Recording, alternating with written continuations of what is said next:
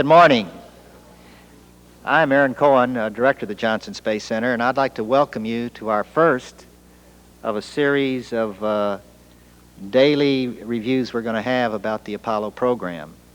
This program, these lectures will be held every day, starting at 11 except on Friday, and we're going to do that one at 12. The daily themes for the week will be today, we're going to talk about the moon before Apollo. On Tuesday, we're going to have the planning of the Apollo missions with some of the people that have gone away are going to come back that did some of the early planning of the Apollo missions. On Wednesday, we're going to have a topic of flying the Apollo missions with the flight controllers, flight directors, and it's going to be moderated by Joe Allen.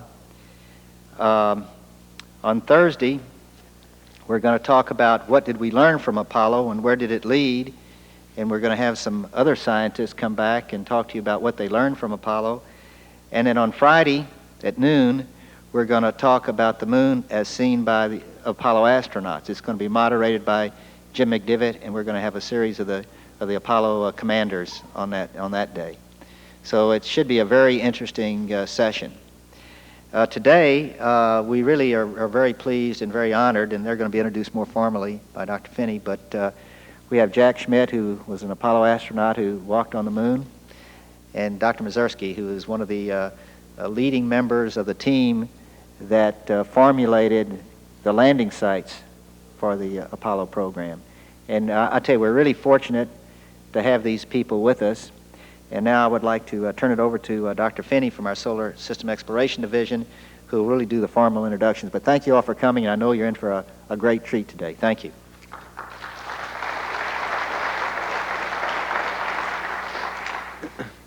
Well, thank you, Aaron. Today we are going to learn a little bit about what we knew about the moon before Apollo, and we'll have it from two perspectives.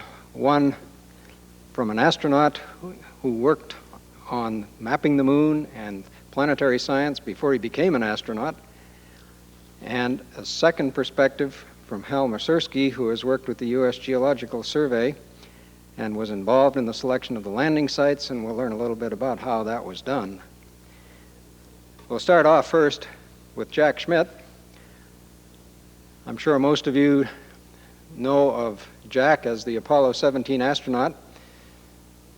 Before that, he got his PhD in geology at Harvard and went on to work with the U.S. Geological Survey and actually worked for some time on the lunar program and looked at pictures from the moon and maps from the moon and so on, and then became an astronaut. So he had a great background in the moon already before he became an astronaut. He flew on Apollo 17, then went on to become U.S. Senator from New Mexico. After that, he became a businessman where he now works as a consultant in science, technology, and public policy, and we're fortunate to get him away from his busy schedule to have him here today to talk about what we knew about the moon before the Apollo missions, and I presume he'll add a few of his own comments about what he thinks we know about it now. Jack Schmitt.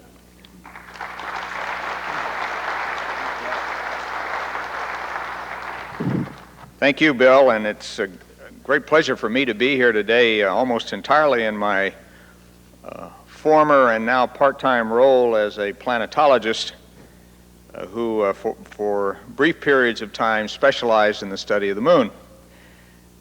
My co-panelist, Hal Masursky, may argue how successful I was in that specialization, and I'm sure we can, if we try, get into some of those discussions later. First of all, Bill Finney should be congratulated for organizing this week's of activities. For those of you that attend regularly, you're going to get one of the few, if not only, broad reviews of the Apollo science program and related activities, and those related activities were extremely important, that I think has ever occurred. And I will stand corrected if it's happened before, but I'm unaware of it if it has. If I could have, find the button here, I guess that's it. First slide. And I hope you all can see this picture of a small planet that we call home. And I show it because it is the basis of the knowledge with which we began our specialized and detailed studies of the moon. Geology and earth sciences in general form the basis of those analyses through not only decades before Apollo, but literally centuries, as we'll get into in a moment. We had a little bit of information about the moon. Next slide. And from about this perspective, as we began. Somewhat more, and we will talk about that. Now, science may have been the least of the reasons most of the nearly 500,000 Americans signed up for Apollo. However, along with technology, national confidence, and the human spirit, science benefited permanently from our exploits. Remembering just how little we knew about the moon before Apollo serves to emphasize both how far we have come and how far we now may go. The Apollo program gave us a first-order understanding of the sequence of events and processes by which the moon became what existed 3 billion years ago and what remained until Armstrong, Collins, Aldrin, and I guess we should say also Steve Bales arrived. However, this conclusion related not only to events and processes after the moon's formation near the Earth 4.6 billion years ago. Speculation about what happened during that formation will come, I am certain, from other speakers during this week. As you may see, though, I am one of the few remaining skeptics concerning the Mars-sized asteroid collision with the Earth theory. The moon's planetological tail, like that of my golden retriever Pecos, wags on much fact, but also on much uncertainty. Thank goodness the burglars can't see him when he's barking. The fact we have seen and measured, the resolution of uncertainty we must leave to the future. Now, the first known facts about the moon were accessible even to our distant ancestors as they planned monthly hunting and gathering around ancient African lakes. Had they looked closely at the full moon, as they may well have done and I'm sure did, they would have seen very light regions interrupted in some places by sharply defined circular or nearly circular areas. These circular areas and other more irregular regions would have been seen to be very dark relative to the light regions. If our great ancestors had good eyes and squinted, they would have seen even then several very bright spots on both the light and dark regions. In the 16th century, the observations and logic of Copernicus, following in the footsteps of Aristarchus and probably others before him who remain unrecorded, demonstrated that the moon orbited the Earth while both bodies orbited the sun. Then in the 17th century, Galileo invented the telescope. Through this remarkable example of human ingenuity and technology, it was soon discovered that the very light areas were cratered terra, or highlands. The dark areas were less heavily cratered basins, or lowlands, at first mistaken for seas and called maria. And the bright spots were craters with vast systems of bright radial patterns, or rays. Kepler, Newton, and others, also in the 17th century, provided the mathematical means of calculating the moon's shape, roughly a sphere, size, a radius of about 1,738 kilometers, a mean density of about 3.34 grams per cubic centimeter, and a moments of inertia about 0.400 for the principal moment. These facts, although slightly inaccurate, place limits on the composition. That is, the overall moon was similar to stony meteorites that fall on the Earth and had significantly less iron relative to the Earth and the Sun. They also placed limits on the distribution of mass within the moon. With any logical bent, these same observers must have realized that the moon had no clouds or other apparent protection from the ravages of space and the sun, although I'm not aware of that observation being recorded. Gilbert's studies of the lunar surface features in the 19th century began modern geological considerations of the moon. During the mid-20th century, Urey, Kuiper, and Baldwin contributed new insights from indirect analysis on composition, age, shape, motions, and surface properties. In the years just preceding human footsteps on the moon's surface, and as it became apparent that humans might soon go there, knowledge of this small planet's past expanded rapidly through specialized investigations of many kinds. Shoemaker, Hackman, and many others, including my distinguished co-panelist, Hal Masursky, used telescopic observations, photographs from space probes, and the extension of Steno's law of superposition to add refinements to the more ancient texts about the moon. That law of superposition, by the way, merely states that things that are on top are usually younger. There are, I'm sure, exceptions to that. The highlands appeared saturated with large meteor impact craters at least 50 kilometers in diameter and were clearly the oldest visible crust of the moon. The analyses by the last Surveyor spacecraft demonstrated that this light-colored crust contains significant calcium and aluminum. The large circular basins not only cut through the upper crust, but large irregular basins as well. Evidence existed for previously unrecognized materials that formed light-colored plains in old basins and lowlands. Early in this modern but still remote study, it became clear that the dark maria were vast plains of remarkably fluid volcanic flows, visually similar to the rock basalt common here on Earth.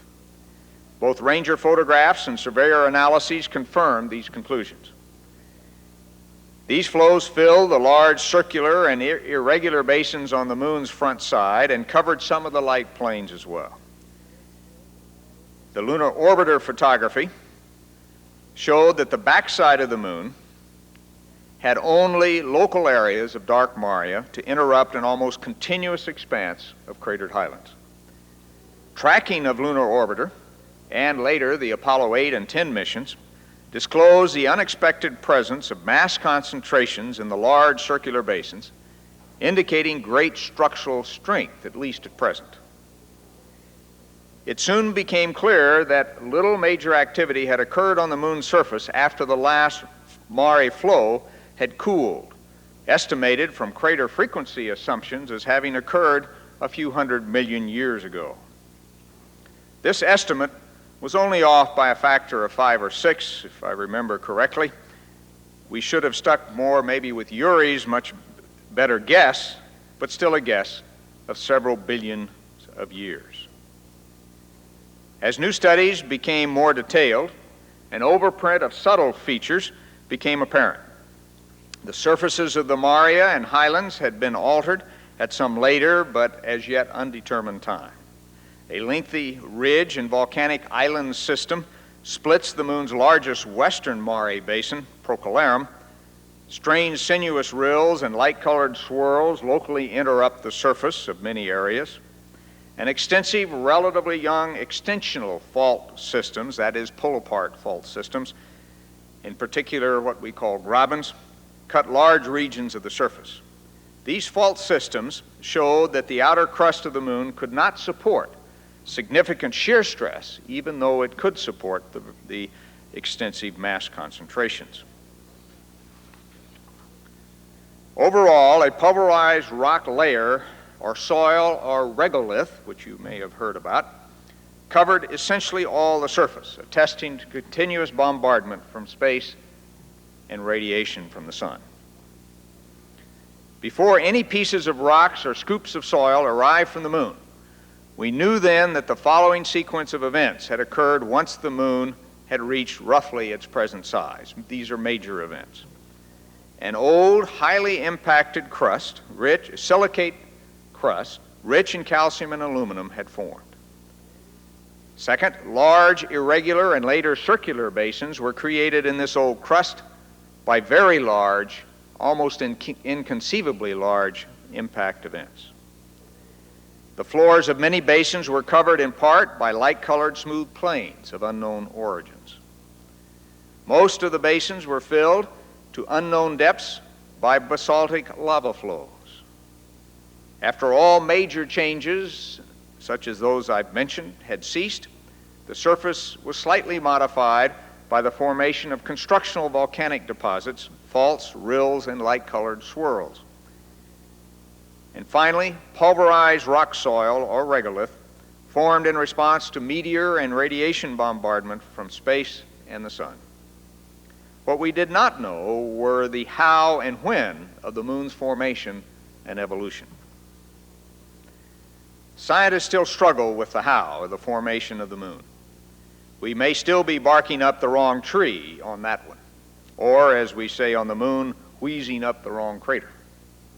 However, I cannot resist this opportunity, as Bill has alerted you, to summarize the evolutionary sequence I find supports the data of which I am aware at the conclusion of the Apollo explorations.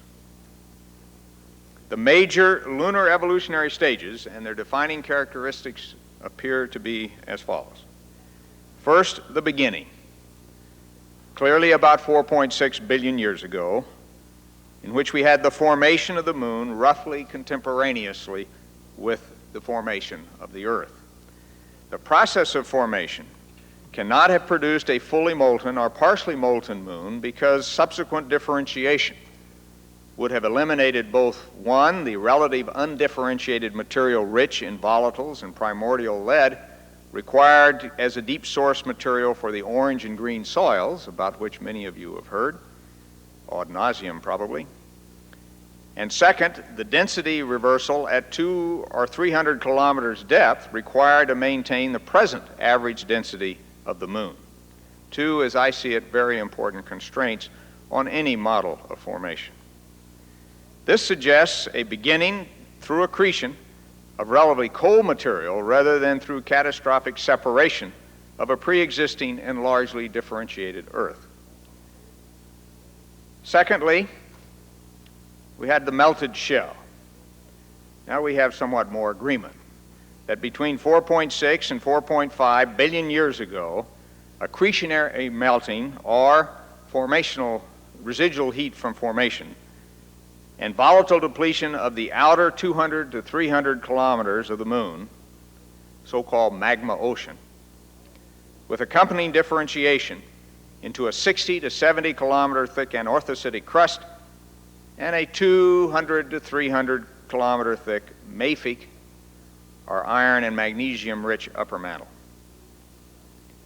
It is likely that prior to the development of a coherent crust, large accretionary impacts mixed undifferentiated melt into the protocrust or early crust, adding both an overall gabbroic contaminant, that is a magnesium and iron rich contaminant, and many splash intrusions of significant size represented by the so-called INT suite of lunar samples. The residual liquid in this differentiating melted shell gradually took on the chemical characteristics attributed to an original type of rock that we've never really seen called Ur-Creep. Creep, as you may recall, was the acronym applied to potassium, rare earth element, and phosphorus-rich samples that reached prominence mainly in Apollo 14, as I recall. The original material from which creep was evolved has taken on the name Ur-Creep. Ur-Creep. The residual liquid in this differentiating melted shell gradually took on the chemical characteristics attributed to this original creep or Ur-Creep, and due to the concentration of radioisotopes, probably remained a liquid, radioisotopic heat maintaining it as such. During the accretion and melting of the shell, immiscible iron sulfur liquid settled to its base and ultimately migrated downward to form a still fluidized core of about 500 kilometers radius. These processes of differentiation, however, did not significantly affect, apparently, the composition of relatively undifferentiated lower mantle material. The third phase, the cratered highlands. 4.5 to about 4.3 billion years ago, there was saturation of the lunar crust once it could preserve impact structures, with impacts capable of forming craters 50 to 100 kilometers in diameter, and a remarkable time in lunar history as well as almost certainly in Earth history. Significant regional homogenization of the upper crust and intense brecciation of the lower crust to at least 25 kilometers depth took place at this time. The insulating properties of the brecciated and pulverized, that is, intensely broken upper crust, allowed the gradual accumulation of radioisotopic heat necessary to eventually partially remelt the mantle and produce the basaltic maria. The fourth phase, the old large basins and crustal strengthening phase. About 4.3 to around 4.0 billion years ago, there was the formation of what are called pre-nectarian large basins. That's just a generalized code for the age, with rapid isotopic adjustment of the crust. This was permitted by both the Ure creep, the original creep liquid, underlying the crust, and the pervasive fracturing in that crust. After the first, now somewhat irregular large basins formed over much of the moon's surface, the relatively low density Ure creep liquid moved upward into the deeply and closely fractured crust. Creep model ages of 4.4 to 4.3 billion years may indicate the time of the initiation of this movement.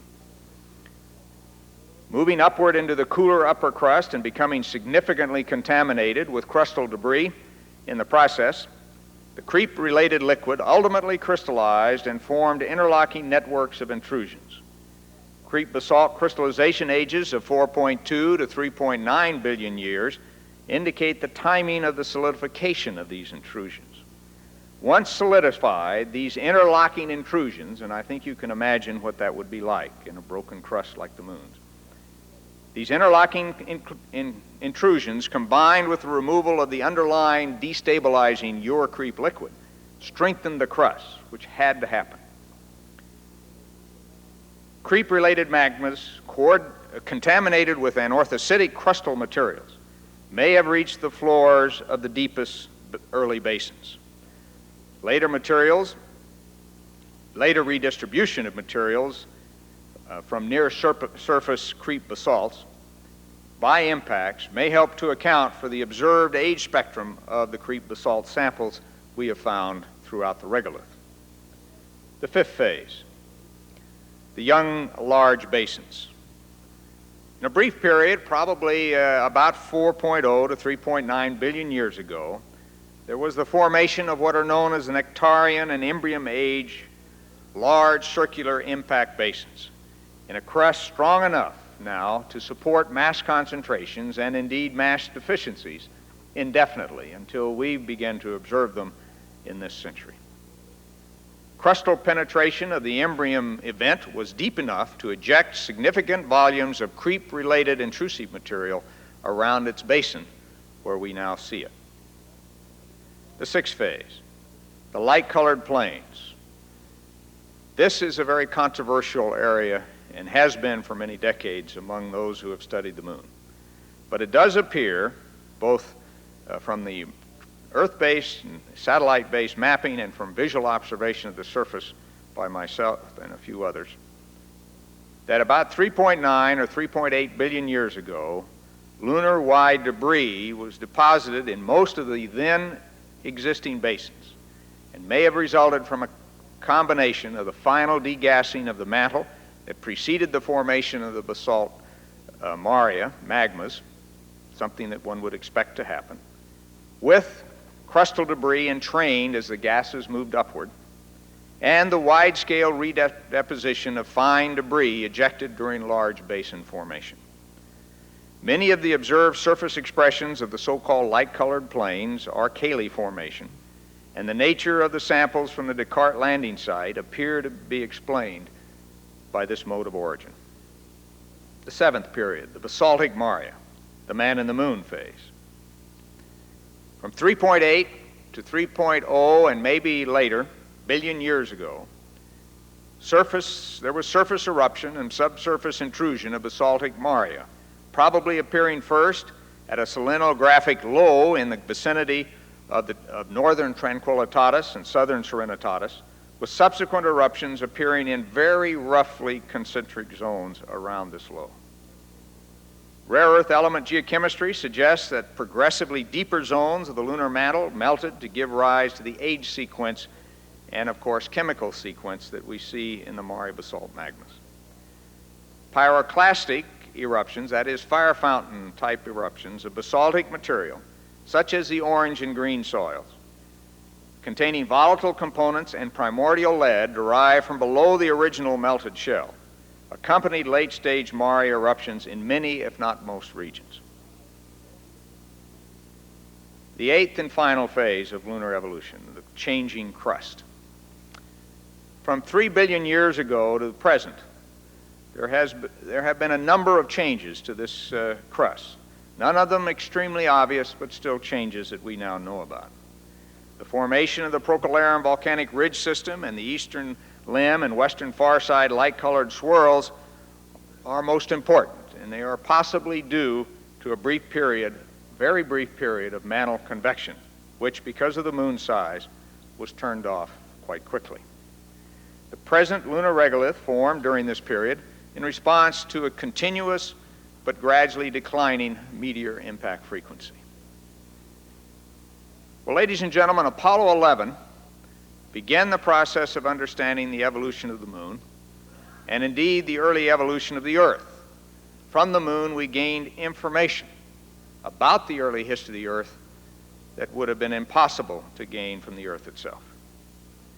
Through this remarkable effort on the part of national leaders, managers, engineers, workers, industry, a worldwide community of scientists, and the American people and their families, and through the other Apollo and Luna missions, we now have looked with new insight at our own planet and other terrestrial planets. Because of this, investigations reach towards real understanding of the early differentiation of the planets, the nature of their internal structure, the environmental dynamics during the origin of life, one of the more exciting aspects of it, the influence of very large impact events, and the effects of early partial melting of proto-mantles, or early mantles of the planets, and possibly the earliest manifestations of plate tectonics. The Apollo explorations were of incalculable value in adding the reality of known materials and processes to the interpretation of data from subsequent automated explorations of the solar system, something we also, I think, tend to forget. What would we have known about Mercury and Mars and Venus and other terrestrial-type planets without the detailed understanding we achieved about the moon? Now it has been recently noted that early in the third millennium, the moon's Mare regolith may provide vast and environmentally benign energy resources required by Earth and the consumables required for Martian settlement. This prospect of the next great human challenge and the next great human adventure being tied together by the resources of the moon, I think, is extraordinarily exciting. Not too bad for a program born of international competition, but made more than that by the early and expansive insights of those who designed and operated the systems necessary to win that competition. Science and humanity owe these giants more than it will ever be repaid. Thank you very much.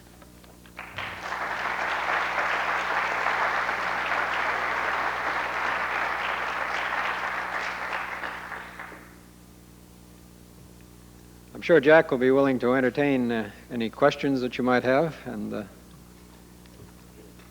please raise your hand, and there's one over here.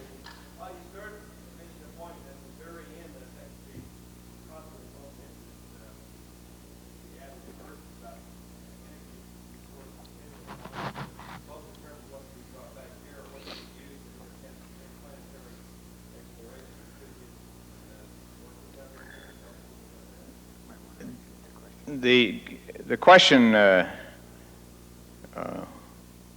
has to do with one of the last comments I made about the potential of the moon as a source of energy for use here on Earth, and by extension, a source of materials to assist in the further exploration and settlement of space. I think there is a lot of interest in that, and more probably is deserved. Principally because the greatest danger that this thin shell of an atmosphere or a biosphere the Earth has in the foreseeable future probably comes from the continued consumption of fossil fuels. And so some alternative in the not too distant future to fossil fuels for both the generation of electricity and portable fuel that we use in transportation is essential. And we must look not only here on Earth but elsewhere for such alternatives. Looking at the moon for such an alternative, we see basically three possibilities, two of which are closely related. One is to utilize solar energy, either collected on the moon itself, utilizing lunar materials for the collectors, or in solar satellites, utilizing lunar materials for the collectors, and beaming that energy back to Earth in a network of power beaming and distribution to be utilized essentially anywhere that it's needed on Earth. There are, as you might imagine, tremendous complexities with that idea, but there are probably within it component and subsystem levels no showstoppers. But the cost of doing that and the relative return on any investment that might be made is not clear and won't be for some time, but it certainly deserves some study. The other alternative, which I personally find even more exciting, is that we have found in the Apollo 11 samples and realized quite more recently, actually not until about 1986, the importance was realized, the presence of trace amounts of an isotope of helium called helium-3. 10 to 20 parts per billion of this particular isotope of helium. Helium-3 is a potential fuel combined with deuterium, an isotope of hydrogen, a potential fuel in fusion reactors. You probably have heard of other fuels for fusion reactors. Deuterium can be a fuel as well as tritium, which is the current most extensively researched fuel for fusion reactors. But tritium and deuterium have the difficulty of producing very long-lived radioactivity in their reactors. They're not inherently tritium has some short-lived radioactivity, of course, but the problem is that when you burn them in reactors, you get a lot of high-energy neutrons, and they in turn create radioactive contamination within the reactors themselves, and indeed actually damage the reactors. Whereas with helium-3, the principal product of fusion is a proton. And a proton is relatively benign with respect to creating radioactivity.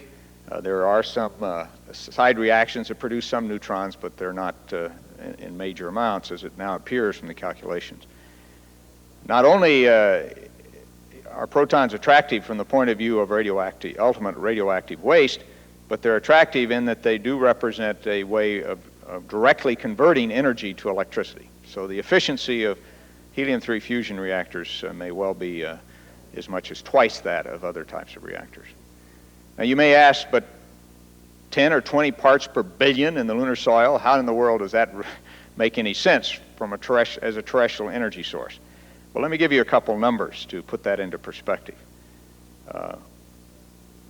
A metric ton of helium-3 contains as much energy as $2 billion worth of coal today, burned today as a source of electricity.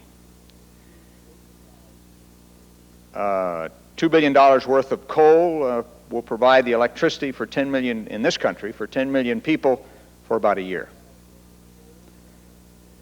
As an old economic geologist, when I hear about a resource that may be worth $2 billion a metric ton, I can start to think of all sorts of ways that I might get access to that resource. It doesn't mean we figured it out yet, but I think it does serve to illustrate why the establishment of a lunar base, in the perspective of protecting our global environment, starts to make an awful lot of sense as a national investment in the future. And you get a tremendous payoff in addition, because the next great human adventure, spiritually, in many ways, will be the settlement of Mars. And in the process of refining, processing lunar soils for helium-3, you create vast tonnages of other gaseous, generally gaseous elements: hydrogen, water, carbon compounds, and nitrogen compounds in particular. Those are exactly what one needs to initiate and catalyze the settlement not only of the moon, but even more exciting ways, the settlement of Mars. So the moon acts as a bridge between the great challenge we face here on Earth and the great adventure we have ahead of us in the solar system. A long answer, but an important perspective in my opinion. Any other questions? Mike?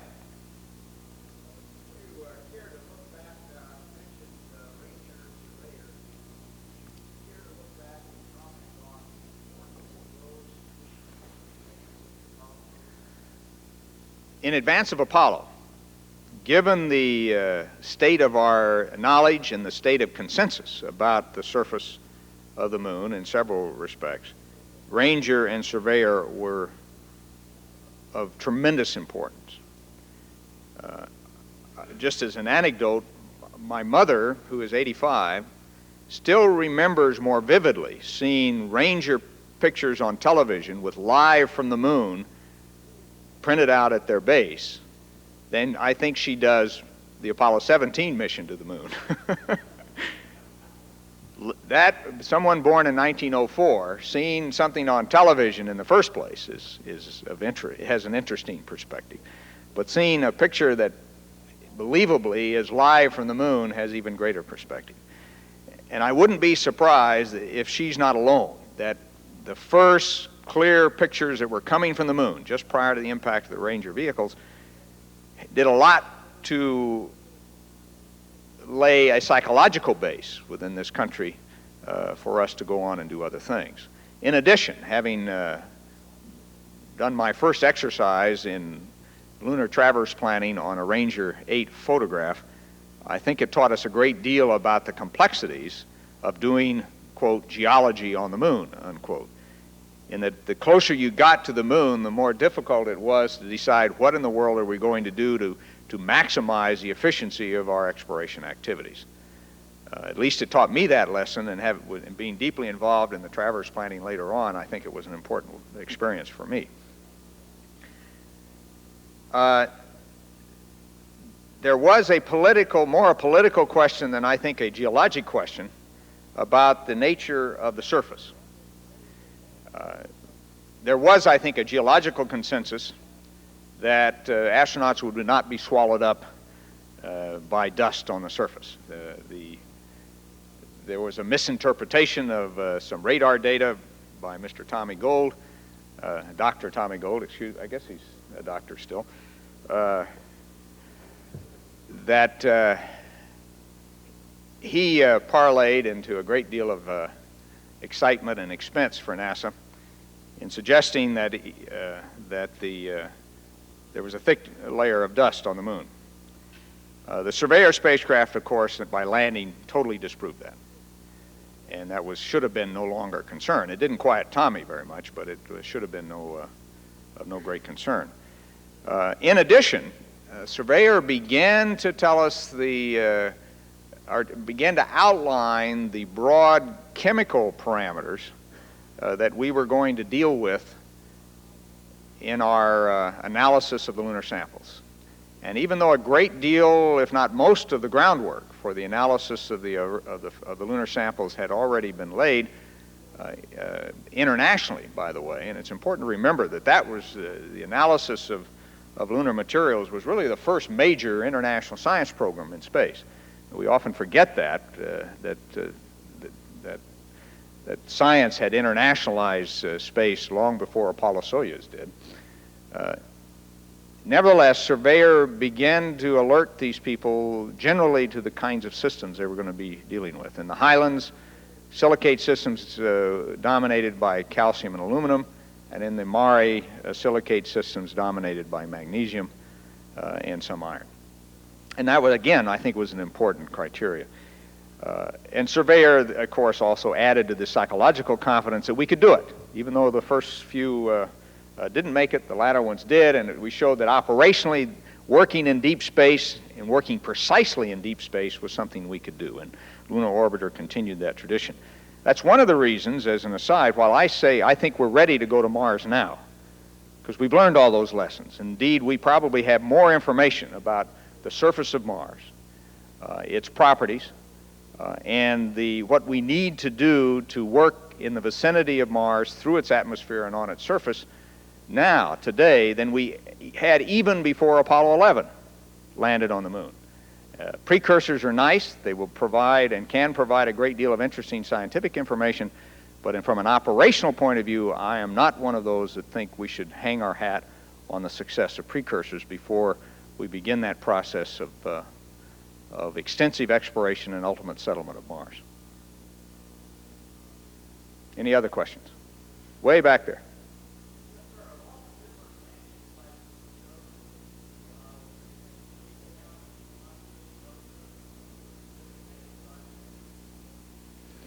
Oh yeah, every landing site was selected in part to give us a different look at the lunar materials, and that included their composition. I guess one would say there were two major criteria in the selection of landing sites, and Hal Masursky is going to get deeply into that in a few moments. One was the desire to sample as broad a range of rock and chemical types of lunar materials as we could, and secondly, to look at as broad a range of processes, of structural features, geographic features, if you will, as we possibly could.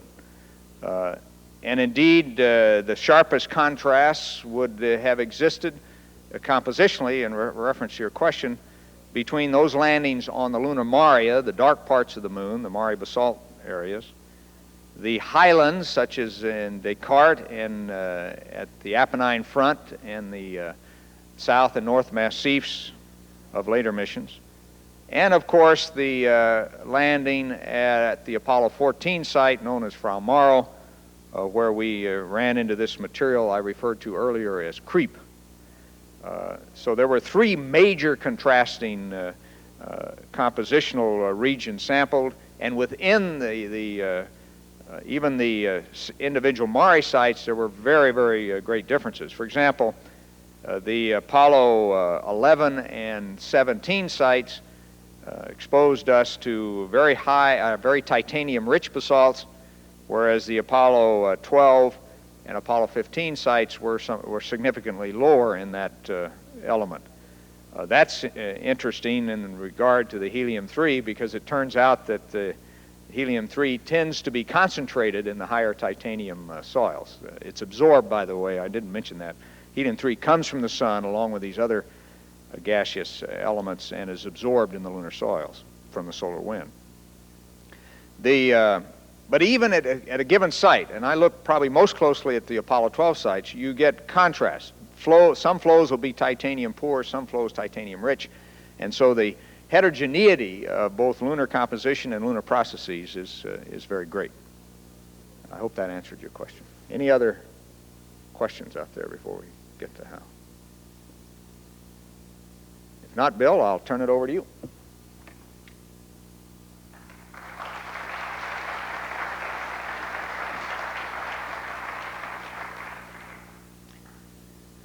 The selection of the Apollo landing sites was, of course, a major task that had to be undertaken before going there. And it took place over not only the period before we went on Apollo 11, but it continued on for several more missions until Apollo 17. Hal Masursky was involved in all of these activities. He has a perspective that very few people have of the selection of these Apollo landing sites. Hal has a background of 40 years with the U.S. Geological Survey. He was involved in the Ranger, Surveyor, and Orbiter programs prior to Apollo, the three programs to which Jack has just alluded. He was heavily involved throughout the Apollo program with the study of the Apollo landing sites. He has been involved heavily since then with various planetary programs. He has been one of our chief liaisons with the Soviets in their Venus missions.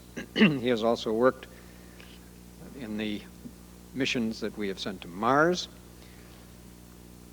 Right now, and for the next month or so, he will be spending a great deal of time at the Jet Propulsion Lab as our Voyager will make its close approach to Neptune.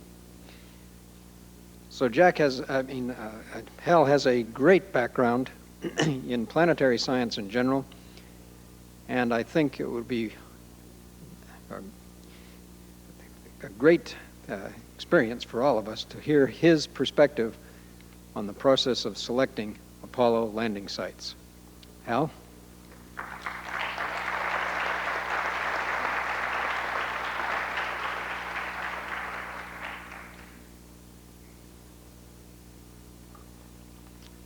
Thank you, Bill. I'm pleased to be able to talk to you today about landing site selection, because I think the popular supposition is that we put a map of whatever planet we're studying up on the wall and get several darts and throw them, and that chooses the sites for us. It's not quite that bad. We actually have strong prejudices on how to choose scientifically significant landing sites. It gets to be a difficult exercise because the engineers and managers say, would you like to have a failed spacecraft in the most interesting spot on the planet, or would you like to have one that survives in maybe a slightly less interesting place? And of course that's a straightforward answer, and they expect us to fall into line, but we know as practicing field geologists that the most interesting stuff is always in the most difficult places to get to. And we're very familiar with that on the Earth, and we're very familiar with that in the planetary program. We worked very closely with astronauts, and I think the managers had a little difficulty with our wanting to go to more difficult, more hazardous places, because after all, these guys were friends, and we were interested in their survival, chiefly because we wanted the data to come back. And the same thing has been true in the various other planets that we have visited.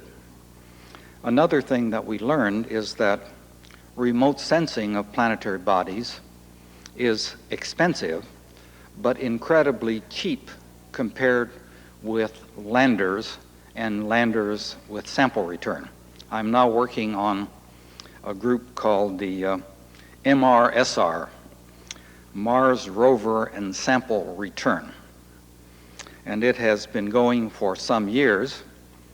There's only one difficulty, no, two difficulties. First, the decision as to whether we're going to have a major Mars program has not been made. And because that decision has not been made, there's no money. So we're trying to run a precursor program and to find out as much as we can about Mars, only it's not supposed to cost anything. Now, we've gotten a lot cleverer over the last 20 years, but we're not that clever. It's very hard to do things with no money. I'm on a team called the Mars Observer Camera Team, and its budget for processing data that comes down is zero. Now, they set the telemetry rate very low because they didn't want the data to come back, because if the data comes back, you have to look at it, and that costs money. And there's no money, so they tried to impose the lowest data rate possible. They didn't quite get to the level of our first planetary probe to Mars, because we sent data back at 8 bits per second. We now have megabits per second from Earth orbital spacecraft.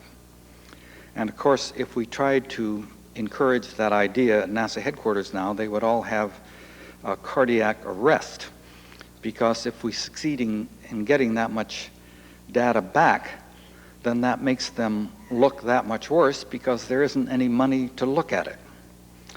Now, I'm involved in the struggle of trying to study those sites and trying to do it on a minimum amount of money.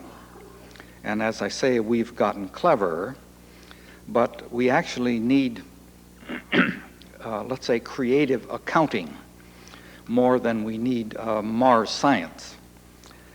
I look back on the choice of landing sites on the moon with much fondness, because I was a graduate student at Yale when Harold Urey, who discovered deuterium, got interested in the moon. And he came and he gave what were called the Terry Lectures. And this was a series of lectures, and he showed pictures of the moon taken at all the great telescopes. And since he's a chemist, he was most interested in the evolution of the whole body of the moon. Now, he had a peculiar view, or peculiar to us. It said the moon was entirely a product of impact. And since the impact is random, then you could land anywhere and you'd get the same stuff. So as far as he was concerned, any study of the moon to define landing sites was nonsense. And I had great respect for him, because I think without his very interesting work and being the prominent scientist that he was, we may not have had a space program. So I honored him for, I think, being one of the principal devisers of the attempt to explore the moon, but I never agreed with anything that he said scientifically from then on. So we had multiple confrontations, because we would keep talking about pictures, and he said, pictures, pictures, what can you learn from a picture? He was a chemist, and he thinks a spectroscope is a scientific instrument, and a camera is nonsense. I mean, that's what you make movies from. It was difficult to convince him until he finally became aware that the engineers wanted to have a spacecraft that would survive, and that means taking high-resolution pictures and picking a spot to land in that will allow the mission to be completed. I think he became reconciled that the safety of the spacecraft was a valid reason for taking and looking at pictures, but certainly not for science reasons. So he developed a great antipathy toward geologists, and particularly geologists who wanted to take and look at pictures. And we never did really reconcile these quite different views, and we have similar problems in the planetary program, because there are people that think that chemistry and physics of planetary bodies is fascinating, and geology is nonsense. They say you can't even interpret pictures of the Earth. How can you possibly interpret pictures of the moon, Mars, and the other planetary bodies? Well, we looked at the Maria, and we saw lobate flow fronts, and they look very much like aerial photographs of basaltic lobate flow fronts, and we had low domes, and we took profiles of them, and he said, well, if that is like a terrestrial volcano, its shield shape says that it's basalt. And they said that's absolute nonsense, and you can't decide whether those are basalts or not. And Urey used to belabor us at every possible occasion. Then we flew the surveyors, and they had analytical instruments, and they sent back data that said what they were sitting on looked very much like a basalt. And I was with Urey when that report was developed at Jet Propulsion Laboratory. He said, oh, if that happens again, I'm in trouble. It did happen again, and he was in trouble, because he was the leading spokesman for the so-called cold moon. And we all thought the moon showed lots of volcanic features, so we thought it had been hot, and lavas had come out to the surface and had flowed and formed lava flow fronts and lava domes. And we were very confident that this was the case, and happily surveyor found that first, and then we brought the Apollo samples back, and they fitted in with that thesis very nicely. And then we had Tommy Gold, our other great helper in site selection. He was scared to death because he had gone to school in Switzerland, and he'd skied on glaciers. And he thought there would be crevasses, as there are truly in Switzerland, and you can fall through the crevasses. And he thought his fairy castle structure would make this very lightweight material, and the spacecraft would disappear. And if the astronauts got out of the spacecraft, if it hadn't disappeared entirely, they should wear bare paw snowshoes and tie an orange avalanche cord to their helmet, so if they fell in a crevasse, you could haul them out. And that again is a standard technique when you ski glaciers in Switzerland. Well, we thought his youth had been misspent because he had acquired all these peculiar ideas. We had pictures of from lunar orbiter that were very high resolution, and there were steep slopes. And boulders had rolled down these slopes and had bounced across the surface. And these are boulders that weighed many, many tons. And we thought if Tommy were right, the boulder would have come down and gone glonk and gone out of sight. But there was this long trail of bounces, so apparently the surface could withstand the pressure of a many-ton boulder. So we didn't take the necessity for snowshoes too seriously, but Tommy did right to the very end, and I don't think he's changed any now. But I went to literally dozens of meetings. One of the plans was to, as the LEM approached the lunar surface, to fire lightweight white balls out of the bottom and see if they disappeared. And crewmen would gaze fixedly at these white balls, and if they disappeared, you hit the abort button. And Tommy was a trial, because everyone that I know that was in the lunar game in the early days all said at an AGU meeting, we had a panel, well, I said a lot of things, and I was wrong about this and this and this. And Tommy gave his talk, and of course, he was wrong about nothing. Well, our view was he was right about nothing.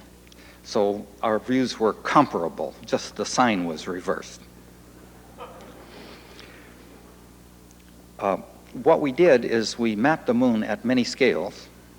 First, from the Lick Observatory telescope and the Kitt Peak telescope and the University of Virginia telescope, because the pictures were not that good. And we sent people up every night as the Terminator went across the moon, and people were assigned to quadrangles to look at them very carefully. And the reason we sent people to the telescope is the atmospheric motions distort the images, and you can see 2 to 3 times as much telescopically, as you can see in photographs. And I walked through the lobby of Lick Observatory, and there was a display case, and there was these incredible lunar pictures. So I found out that they had been taken by a stellar astronomer because they had a 120-inch telescope at Kitt Peak, or rather at Lick Observatory, and the best pictures had been taken with the 200-inch telescope at Wilson Palomar. And he wanted to show that their telescope was better than the Palomar telescope. So he took lots of pictures. And he took pictures often enough that he would occasionally catch very, very quiet air. And he'd get these spectacular pictures. And I said, my God, they're the best pictures I've ever seen. Why don't you put them in Sky and Telescope? If you want to give credit to Lick, show that your pictures are better than anyone else's pictures. And he thought that was a neat idea. And they came out in Sky and Telescope, and he got a call from a Houston engineer. And the guy was violently enthusiastic, and he said, what can we do for you? He said, go away and leave me alone, and hung up. He's a stellar astronomer, and he just wanted to show their telescope was very good. I was particularly intrigued because he took them with a camera that had been built in 1898, and it had a focal plane shutter that was like a window blind. And he had 2 speeds for this camera. If you put the camera on and turned it so that the window blind fell down, that was high speed. And if you turned it the other way and it had to go up, that was slow speed. And I said, wouldn't it be nice to have a better camera? And God damn, he didn't like that, but I gotten to know him fairly well by that time, so he graciously allowed us.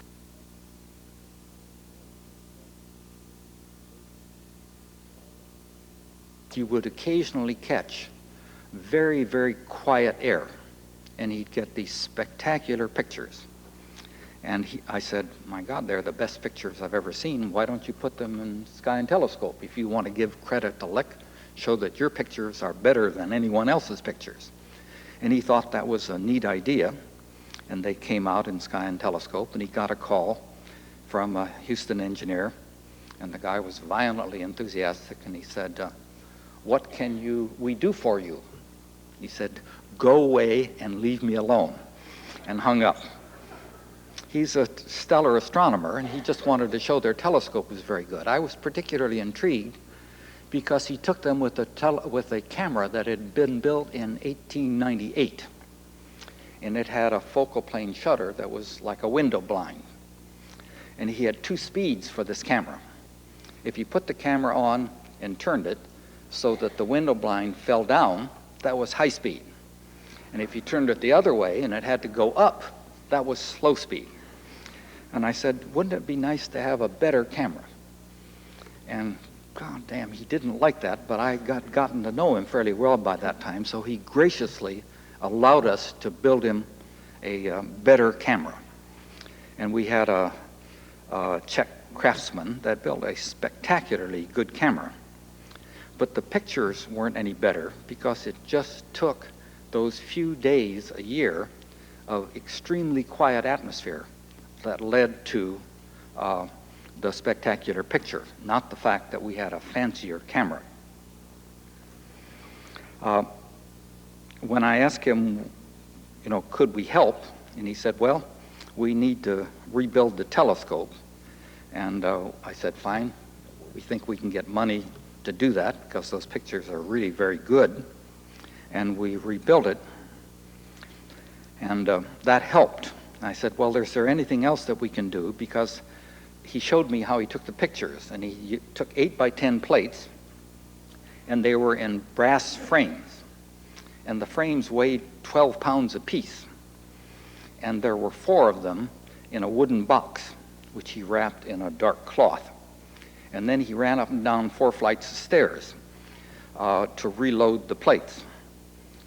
And so our great investment was to buy, for I think about $15 a piece, lightweight wooden 8 by 10 plate holders, so George Herbig could run up and down the stairs more often in an evening. And that was our first contribution to acquiring better pictures of the moon to study landing sites. As we went through the various pre-Apollo missions, we got higher and higher resolution images of more and more areas, and we found that it had some effect on the science, because we thought the place to go and put a landing is where you have at least 2 geologic units and maybe 3 geologic units coming together. So if you can do a fairly short traverse, you can collect samples from a variety of geologic units. It turned out that the engineers thought that was nice, but what they really wanted to know was what was the roughness and how many meter-sized boulders that could kill a lunar module were there. And we got to that by looking at terrestrial craters and determining what the grain size of the material thrown out, and that was a function of the crater diameter. And when we got our first high-resolution lunar orbiter pictures, they were not high enough resolution to see all of the fragments, but we counted the craters above a size that would give meter-sized boulders, and statistically we could predict what a particular area had in the way of hazardous terrain. And we counted craters, and we had help from the JSC people, and they discovered something. We tried to take pictures with about a 20-degree sun angle because the shadows give you a very sharp perception of the terrain. And they found that the craters were fewer and fewer the higher the sun angle. So I said, well, you mean we should land at noon, and then there would be no craters. And they thought about that for a while, but they weren't quite sure that was a fair statement. But we found that 10 to 20 degree sun angle was spectacular for showing very small terrain features on very flat areas.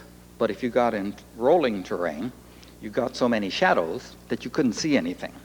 So it turned out to be the proper sun angle for a particular piece of the moon was a function of the terrain variations. So it got to be a fairly sophisticated game of determining how to take pictures with just the right sun angles. One of the things that we learn and we argue about now for Mars is, do you need terminal hazard avoidance devices? Well, on Apollo 11, we had a terminal hazard avoidance device, an astronaut. He looked out the window, and he was going to land at the nominal landing point, which is right in the middle of a little crater called West Crater. It was full of enormous boulders, and would have done in the spacecraft. So he applied a little power and flew over it and landed on the other side, and all was well. From that, we say, it would be very nice to have a terminal hazard avoidance device, and we hope that turns out to be a man before too long on Mars. We'll probably have to get along with some kind of kludged up device that does this in real time. You can't send the signals back to Earth and have people look at it and tell the spacecraft to do something else, because the round trip radio time is too long to allow that to happen. Apollo 12, we demonstrated that the objective was to land near a surveyor spacecraft, cut off a piece and bring it home, and to study what effects the solar wind had on a spacecraft after several years. And we successfully landed very close to the surveyor site, and the guys walked out and cut off a piece and successfully brought it back. Apollo 13 had a small problem, and we had a fancy camera aboard it. And I tried to get the Capcom to ask the guys to take some pictures of the moon when they went around on the far side. And of course, they were worrying about whether they were going to get the guys back alive, so they said, no way are we going to tell them to do anything. I thought it would have been much better for the astronauts to have something to do rather than sit there and sweat, hoping that they were going to make it back to the Earth. But we didn't get pictures on 13. On 14, 15 and 16 and 17, we went to much more complex areas. And I think we got back an enormous amount of very useful information because we went to upland areas rather than looking at little tiny fragments of the uplands that had been thrown out into the Mare landing sites. We had good samples of upland materials, and we're still fighting about the interpretation of those samples. And hopefully those discussions will go on for some years to come, because my guess is that returning samples from Mars will take several years. So if we have something to keep us busy and occupied in arguing, then that will be very good for us. There was one other thing that didn't turn out as well as I would have liked.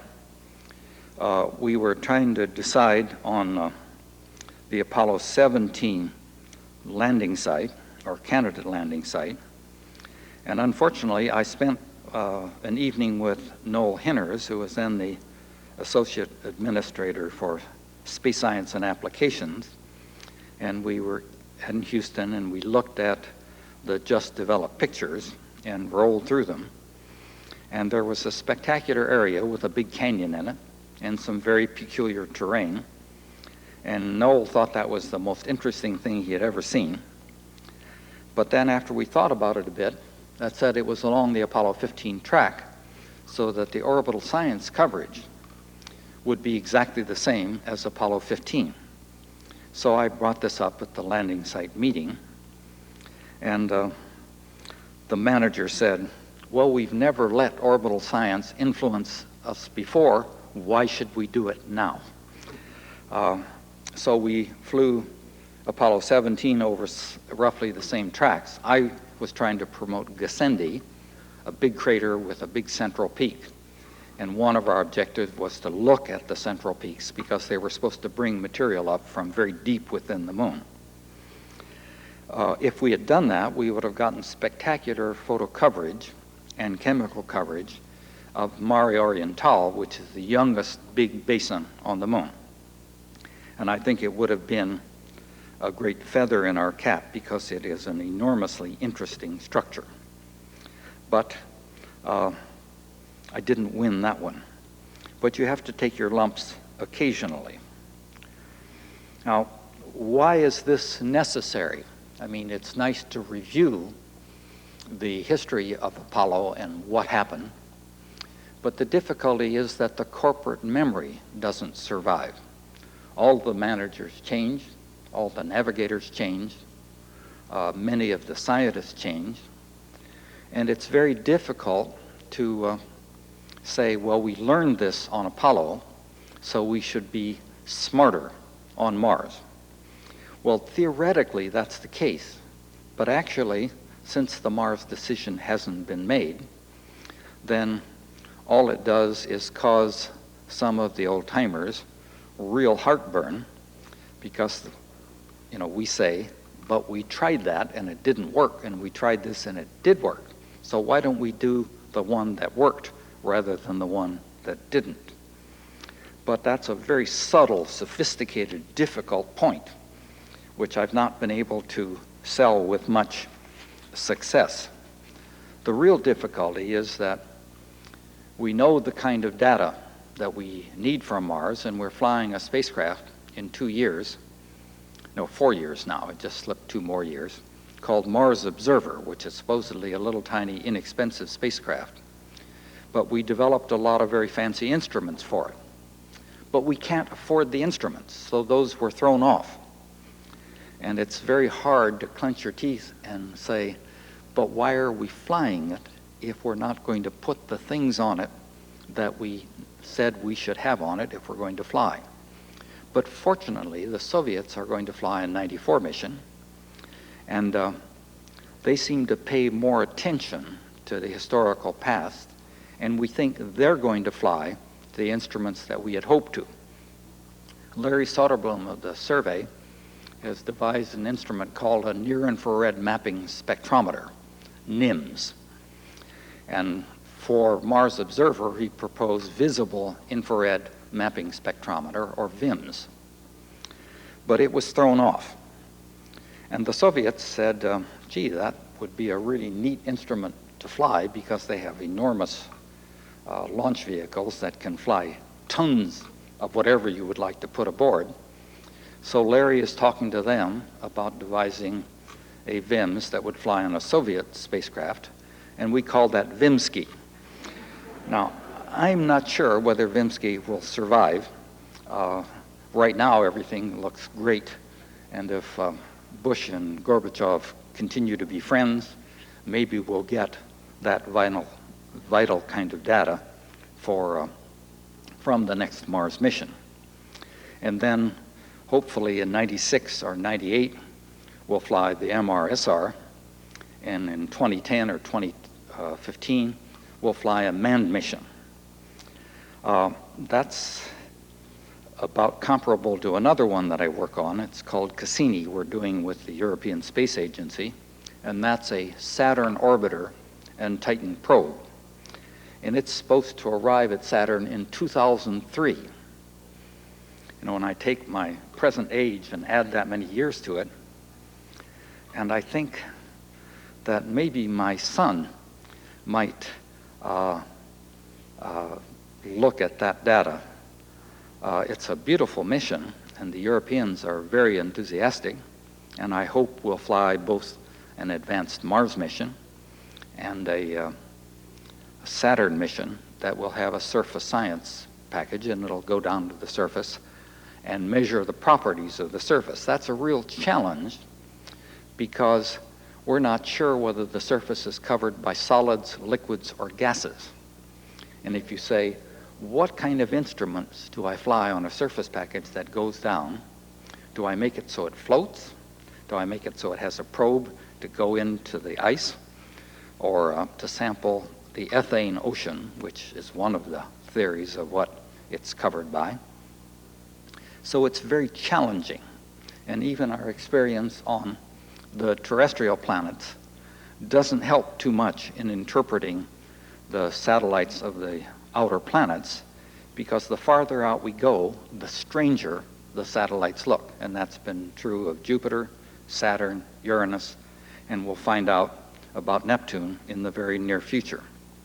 We have a successful launch of Magellan that will map Venus, all of the planet, at a resolution about 10 times better than what the Soviets did with their very successful Veneras 15 and 16. So we think that the game is still very exciting, and there are serious proposals for a lunar base and for manned Mars expeditions, and we think the future is very, very bright. Thank you.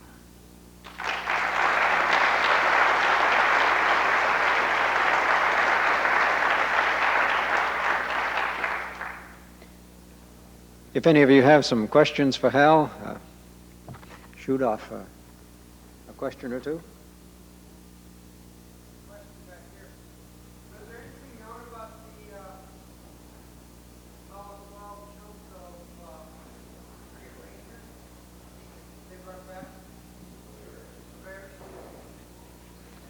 Yes, we had very precise data on the composition of the many instruments aboard that spacecraft. And they found quite striking changes due to solar wind implantation. And if we want long-lived spacecraft to go to various other planetary bodies, that gives good engineering data to help devise the protective shields so that spacecraft will last for many years on other planetary bodies. One over here. What landing sites would have been selected for the last 3 Apollo missions that were canceled? Wow. Let me become spiritual for a moment. We had a great curiosity to look at areas on the lunar far side. And as a matter of fact, I waged an unsuccessful fight to get repeater satellites taken up on earlier Apollo missions, so that if you landed on the far side and were out of direct communications, you could still broadcast and kick it from satellite to satellite and bring it back to Earth. But a Bellcom engineer said there was no requirement. Well, of course, we didn't have a landing site on the far side, so we didn't have a requirement for the set of repeaters.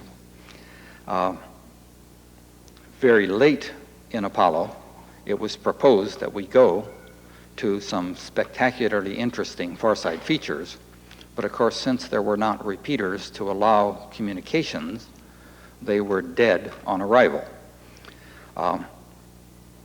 If we had succeeded in launching those repeater satellites, then there are at least two areas on the lunar far side that are completely different from anything on the front side, and those would have been very high on my list.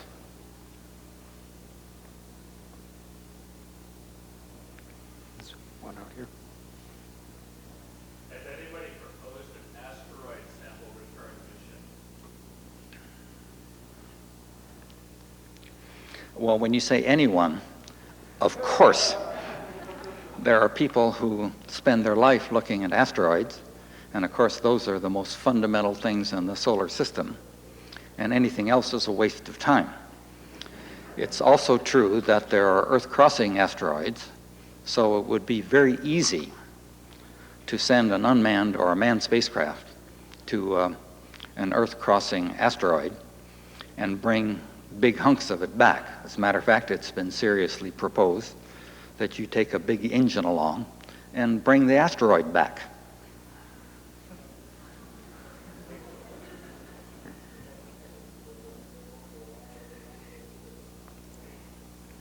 Question in the back up there.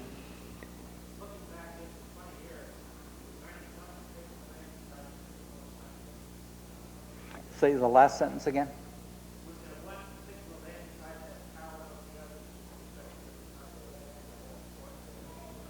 Say 17. Actually, 17 is a very strong candidate. I think the most difficult one was the Descartes site, because there is great controversy on how these highland light-colored plains form.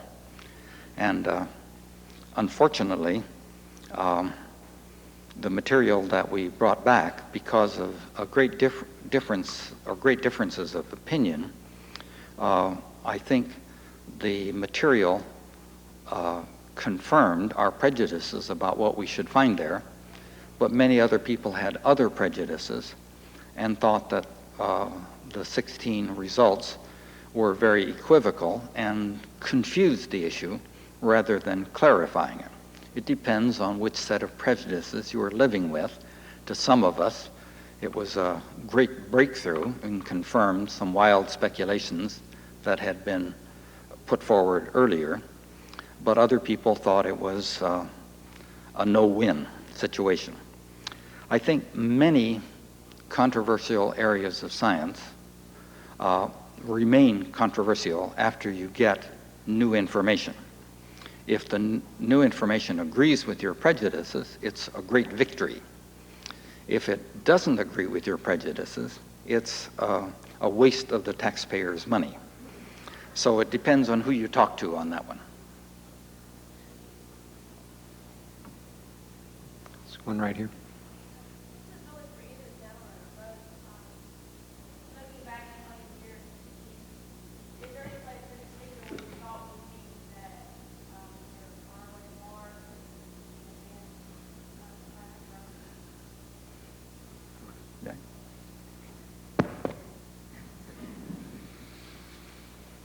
Well, beginning in 1970, well before the Apollo 15, 16, or 17 missions, we did give up our technological momentum and scientific momentum in space, and it was principally due to a loss of political momentum or will within the Nixon administration, and not in a small way within the Congress itself.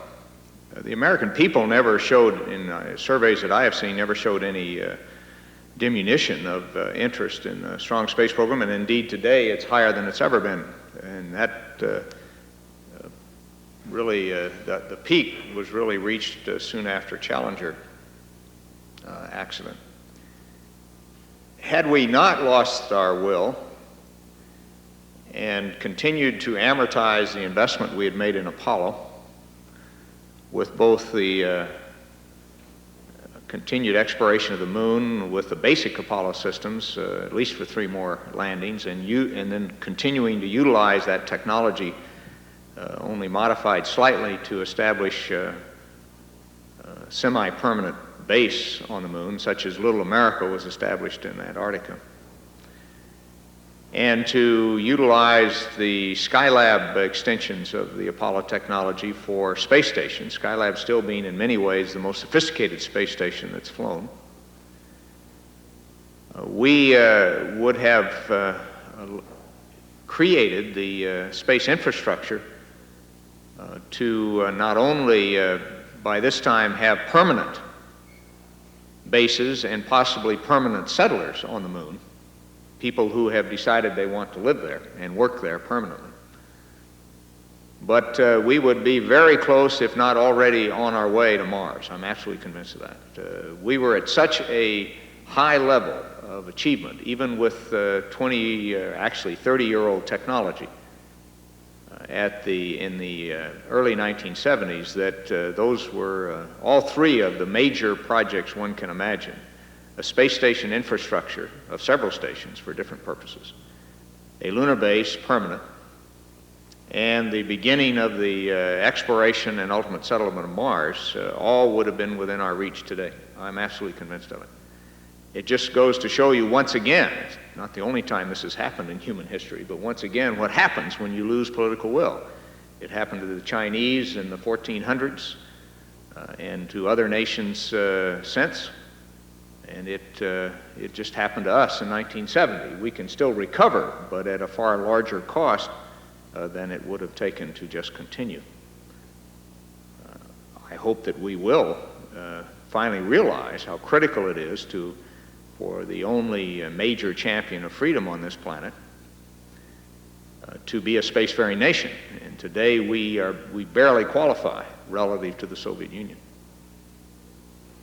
I'm happy to say I actually agree with what Jack has said, and that has not always been my fate in the past. I think that a Mars mission doesn't require the development of significantly advanced technology beyond the Apollo system. Some of the things are trickier, but then we've gained enormously in sophistication. The thing that I really like about the ongoing Voyager mission is that it has a fairly sophisticated computer aboard. And we have reprogrammed that computer and re-educated it so that Voyager can do things at Neptune that were absolutely impossible for it to do when it left the Earth. So if you have a smart spacecraft, you can run a cram course for it, and it can do things that it was not designed to do. And we were able to get observations at Uranus that would have been impossible with the computer programs aboard the spacecraft when it left the Earth. And Neptune is even more difficult. These bodies are so much farther away from the sun that the light levels are so low that we couldn't have operated many of the instruments. But by very clever programming and very clever mission operational people, those spacecraft are now re-educated and sequences have been prepared so they can do things at Neptune that would have been impossible for the spacecraft to do when it left the Earth. And as long as we send sufficiently complex things, the Soviet view is you make it as simple as possible. And if it fails, you fly another one. And we try to make our spacecraft sophisticated enough so that no matter what goes wrong, we can find an alternate way and still have the spacecraft function almost up to the level before the many failures that we've had. And we've had lots of spacecraft that have flown for incredible lengths of time. The Pioneer Venus orbiter of Venus is a good example. It went into Venus orbit in December 1978, and it's still alive and well and working fine.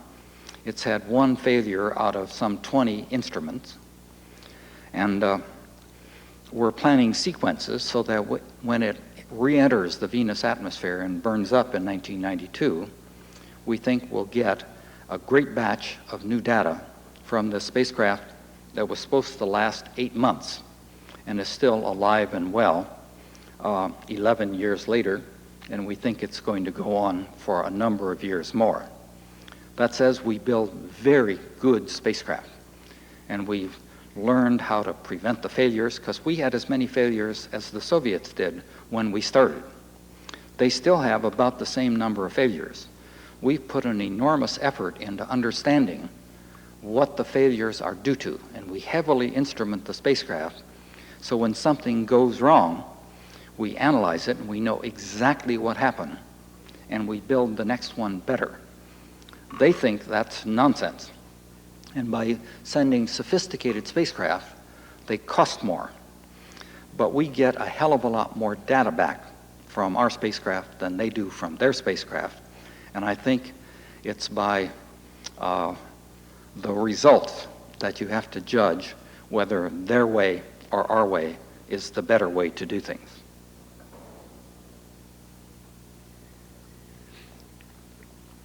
Question here.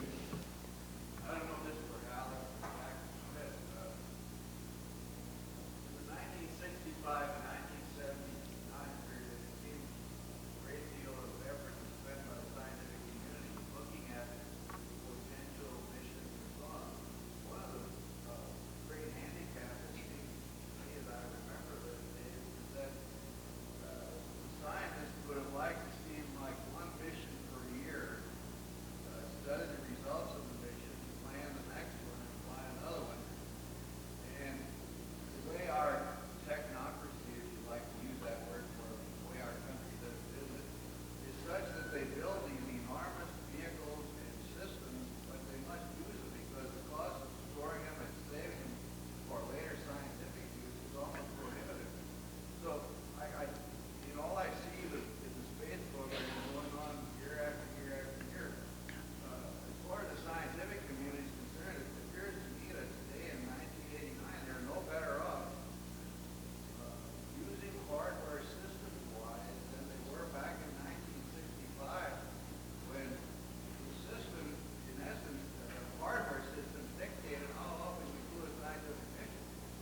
And it would have been imprudent, if not impossible, to keep those systems in storage long enough to provide the maximum benefit for the scientific community. Either one of you, I don't see much difference today than I saw back in 1965.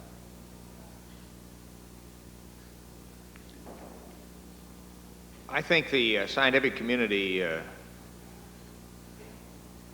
was unrealistic in their desires and expectations that one could have long delays in a mission. I think pragmatically it's not ideal, and I might philosophically argue otherwise, but pragmatically you probably would have flown less missions to the moon if you had followed that particular scenario. And I think you always end up finding a compromise between what is politically and pragmatically possible and what you would like to do. And in the case of the Apollo program, we got about as much out of it as one could have expected. In fact, we got a great deal more, and that's one of my main arguments with Hal and my good friend, Gene Shoemaker. I don't think Gene really realizes what was done by NASA to create what turned out to be a tremendous vehicle for scientific exploration when the original and only impetus for going to the moon was political. And that's what I referred to in passing, more than in passing in my remarks, to those giants in NASA and other policy positions that either acquiesced in or indeed advocated the design of a much more sophisticated exploration system than was necessary just to go to the moon and return safely to Earth. And so we got a great deal out of it, not as much as I wanted. I even argued for 4 EVA Apollo 17 because that's what the vehicle was capable of doing.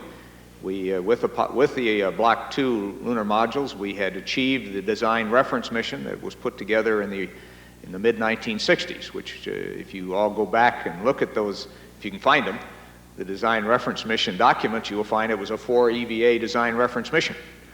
And indeed, with the Block 2 lunar module, we were capable of doing that, and I believe should have. And I would say the same thing today. If the shuttle is capable of spending 10 days in orbit, it ought to spend 10 days in orbit every time it flies. Because there's one nuance to our preparations for Mars that I neglected to mention, and I usually don't neglect it, and that is that we have failed miserably in our understanding of human adaptation, physiological adaptation in space. It's not that I don't think we can't go to Mars and come back. I think the Russians have given us, the Soviets have given us the empirical data that makes me confident that indeed you can go there, work, and come back without any adverse consequences, and indeed do a good job. But to do it on the basis of totally scientifically uncredible, and one might say incredible, lack of information after 25 years in space, I think is a travesty.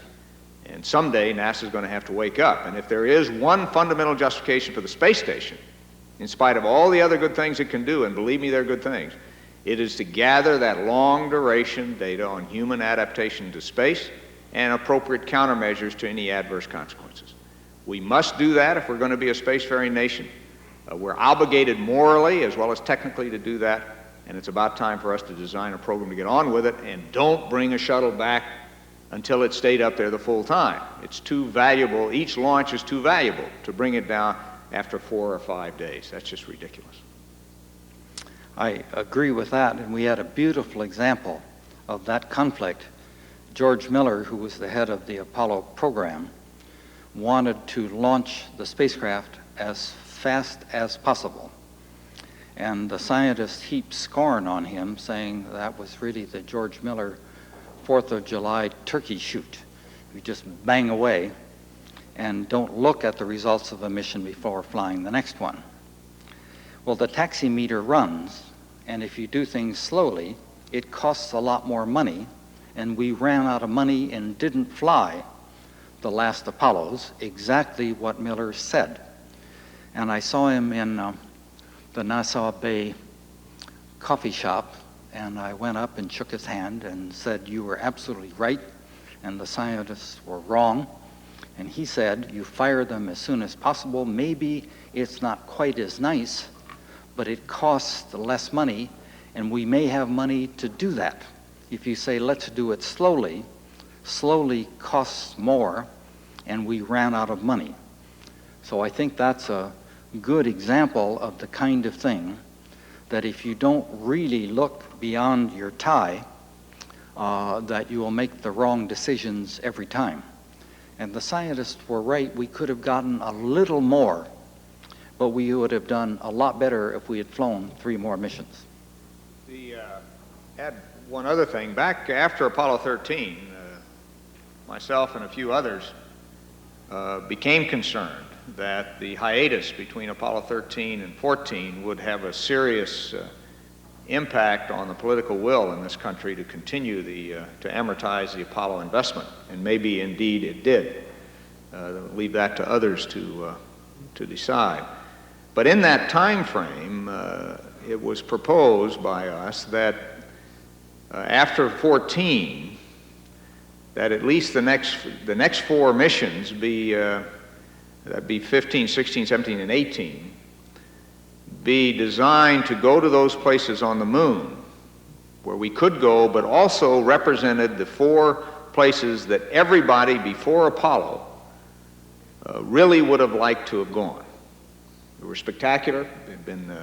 They might have been shortened because of trajectory constraints, shortened time stays, but nevertheless would have added a whole new dimension of excitement to the Apollo program. One was the Oriental Basin that Hal mentioned on the west limb. Another was either the North or South Pole. Another was the crater Tycho, which was truly into the highlands. And of course, the fourth, and this was the first time it was proposed, I believe, was to go to Tsiolkovsky on the far side of the moon as a culmination of the Apollo program and as Cernan and I said, the end of the beginning, and with lunar bases beginning with the utilization of the remaining and extension of the remaining hardware. That, of course, got nowhere. I don't even think it got very far with the scientific community. I think the scientific community had, for some reason, become gun-shy at that point, and there was really not much support for that proposal. And I think, though it's the kind of imaginative thinking that one has to do, because the natural tendency of NASA in those days, and it continued, was to become conservative. And I understand that. They were under pressure even from an astronaut or two to stop going to the moon. The lunar module was too dangerous, that you shouldn't be using it. But when you start becoming conservative, when you start building either technological, physical, or mental walls, you begin and look inward, then you're lost. The Romans proved that, and many other societies and individuals and managers have proved it since. And if we ever get the space program going again, we've got to think of it in terms of a permanent effort, a non-conservative permanent effort. Do it prudently, but do it with a spirit of adventure, and that each time you do something, it becomes more important and more exciting than the last. What Jack is describing is called hardening of the arteries. That sounds like it's probably a good point to close. I want to thank the speakers, Jack and Hal.